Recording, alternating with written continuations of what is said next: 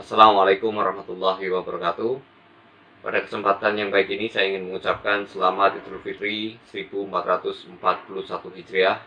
Mohon maaf lahir dan batin. Mumpung kita ada di momen yang fitri, kita akan kembali pada bahasan mendasar, yaitu saya ingin menawarkan konten mengenai terminologi kearsipan. Saya berjanji bahwa terminologi yang akan kita bahas kali ini adalah terminologi yang mungkin sekali jarang orang mengetahuinya.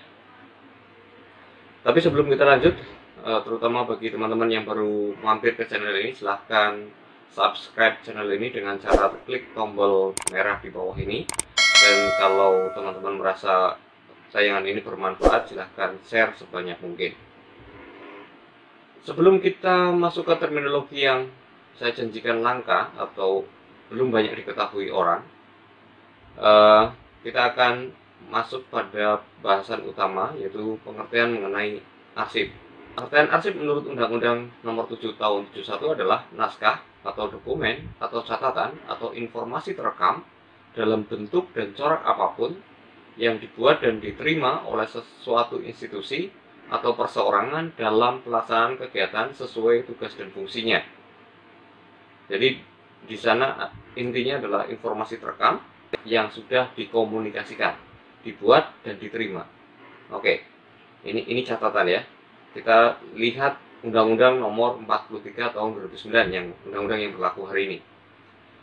Menurut Undang-Undang 43 Tahun 2009, arsip adalah rekaman kegiatan atau peristiwa dalam berbagai bentuk dan media sesuai perkembangan teknologi informasi komunikasi yang dibuat dan diterima oleh lembaga negara, pemerintah daerah, lembaga pendidikan, perusahaan, organisasi politik, organisasi massa, dan perseorangan dalam kehidupan bermasyarakat, berbangsa, dan bernegara. Kembali, jadi ada kesimpulannya, ada informasi terekam, bentuk medianya bebas sesuai perkembangan teknologi informasi, kemudian dibuat dan diterima, ya, dibuat dan diterima. Jadi intinya sudah dikomunikasikan. Underline kedua, saya ingin kutipkan satu lagi pengertian arsip menurut ICA, versi International Council on Archives. Jadi saya bacakan terjemahannya saja. Nanti saya akan sajikan juga versi bahasa Inggrisnya di dalam teks.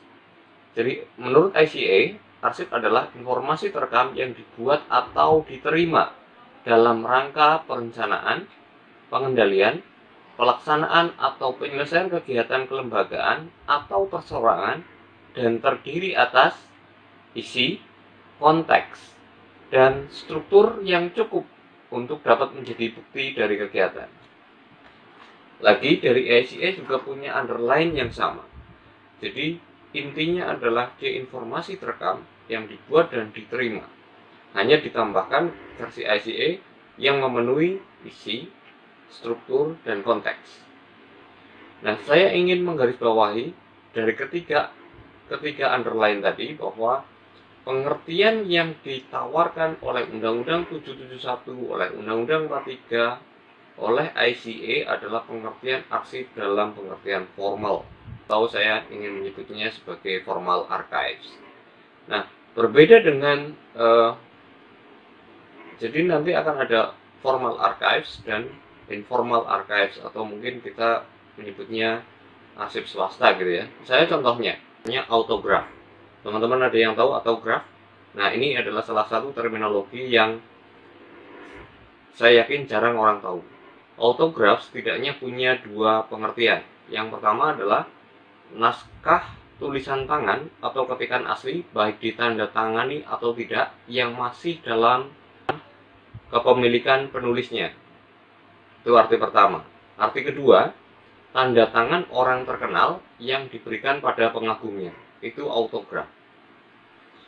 Nah, dari contoh itu, kita bisa menarik kesimpulan bahwa kalau kita selaku individu atau perseorangan ingin mendokumentasikan seluruh arsip kita, itu sangat mungkin karena Informal archives atau arsip swasta itu adalah informasi terekam pada setiap entitas non formal, baik dia organisasi atau corporate, family atau keluarga, atau person atau perseorangan. Misalnya, suatu ketika saya membuat sebuah puisi. Nah, puisi ini mungkin saja saya belum sempat sampaikan ke publik, belum pernah dibawakan pada satu acara apapun. Nah, puisi ini kemudian menjadi arsip pribadi saya. Nah, inilah yang kemudian sebagai contoh informal archives. Jadi, informal archives yang saya punyai tadi, ketentuan pengelolaannya tidak terikat pada ketentuan perundang-undangan yang berlaku, berbeda dengan formal archives. Ada beberapa yang ingin saya tawarkan lagi, terminologi kearsipan, misalnya akresi kearsipan. Jadi kalau teman-teman sudah mengenal akuisisi kearsipan, saya ingin menawarkan akresi kearsipan. Akresi kearsipan adalah perolehan arsip dari lembaga pencipta yang dimaksudkan sebagai tambahan atau pelengkap terhadap arsip yang sudah diserahkan sebelumnya. Jadi kalau misalnya kita sudah pernah melakukan akuisisi, sebagai contoh saja misalnya kita sudah melakukan akuisisi mengenai penanganan pandemi, seperti video saya sebelumnya yang ada di link sebelah sini, nanti bisa dilihat. Sudah melakukan akuisisi, terus kemudian ternyata belum lengkap, maka tindakan selanjutnya kita menyebutnya bukan akuisisi lagi, tapi kegiatan itu namanya akresi. Nah, di dalam kegiatan akuisisi dan akresi itu ada kegiatan aksesi. Apa itu aksesi? Ada yang tahu?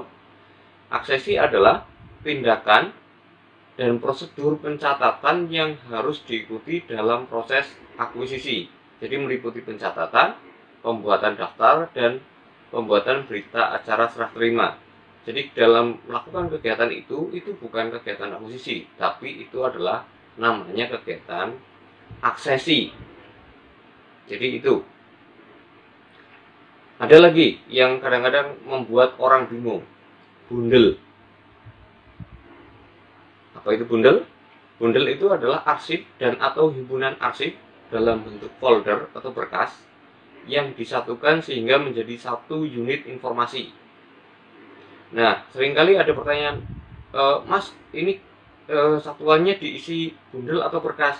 Intinya bundel atau berkas adalah hal yang sama, hanya memang beda istilahnya.